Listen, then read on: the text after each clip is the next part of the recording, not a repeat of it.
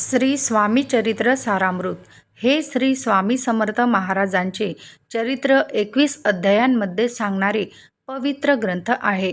अक्कलकोट स्वामींच्या भक्तांसाठी ही पोथी वाचणे खूप महत्त्वाचे मानले जाते. या पोथीचे वाचण्याचे काही नियम आणि पद्धत आहे, तेच मी आज तुम्हाला या व्हिडिओमध्ये सांगणार आहे. चला तर मग व्हिडिओला सुरुवात करूया. शक्यतो सकाळी सूर्योदयापूर्वी किंवा संध्याकाळी 6 वाजेनंतर वार गुरुवार हा दिवस स्वामींचा वार मानला जातो. त्यामुळे गुरुवारी हे वाचन करणे खूप विशेष फलदायी मानले जाते. स्वामी चरित्र सारामृत हा ग्रंथ वाचत असताना आपल्याला काही नियमांचे पालनही करायचे असते. स्वामी चरित्र सारामृत वाचताना जास्त काही अवघड नियम नाहीत. अंघोळ करून स्वच्छ कपडे घाला. देवघरात स्वामींचा फोटो किंवा मूर्तीसमोर दिवा अगरबत्ती लावा. शांतचित्ताने एकाग्रतेने वाचन करा. मध्येच परत परत उठू नये. 4, 3, 7, 11 किंवा 21 दिवसाचे पारायण करू शकता. रोज किमान 1 अध्याय वाचावा. पूर्ण पारायण 1 दिवसातही करता येते. वाचनानंतर श्री स्वामी समर्थ महाराज यांच्या मंत्राचा 11 माळी जप करावा. तसेच त्यांना प्रसाद दाखवायचा आहे, नैवेद्य अर्पण करायचा आहे. तुम्ही 3 दिवसाचंही पारायण करू शकता. जर का तुम्हाला 3 दिवसाचे पारायण करायचे असेल तर तुम्ही एका दिवसाला 7 अध्याय वाचू शकता. जर एका दिवसाला तुम्ही 7 अध्याय वाचले, पहिल्या दिवशी 7 अध्याय, दुसऱ्या दिवशी दुसरे 7 अध्याय आणि तिसऱ्या दिवशी उर्वरित 7 अध्याय म्हणजे झाले 21 अध्याय.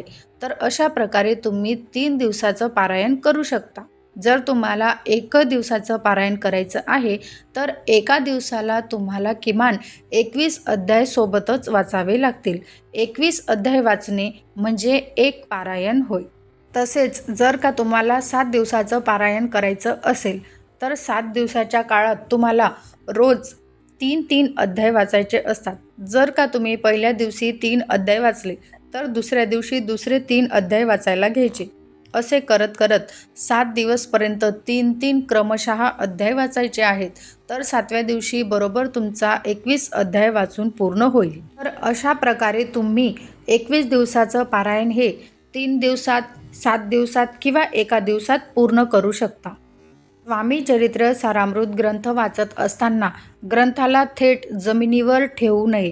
त्या ग्रंथाला व्यवस्थित पिवळ्या कलरच्या किंवा लाल कपड्याच्या मध्ये गुंडाळून नेहमी पाटावर ठेवावा.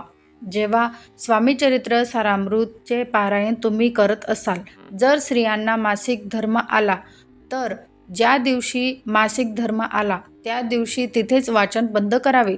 त्यानंतर दुसऱ्या 4 दिवसांनंतर जिथून वाचन बंद केलेले आहे, ज्या अध्यायापासून वाचन बंद केलेले आहे, तर त्या 4 दिवसानंतर तिथूनच वाचन चालू करावे.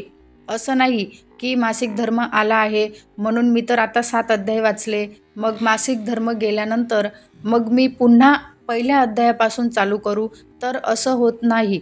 ते अध्याय तिथंच थांबवावे. नंतर केस वगैरे धुतल्यानंतर पुढचे उर्वरित अध्याय वाचायला घ्यावे.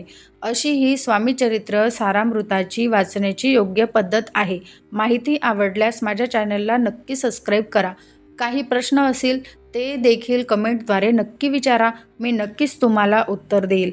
भेटूया अशाच एका नवीन व्हिडिओसोबत. तोपर्यंत श्री स्वामी समर्थ. जय जय स्वामी समर्थ.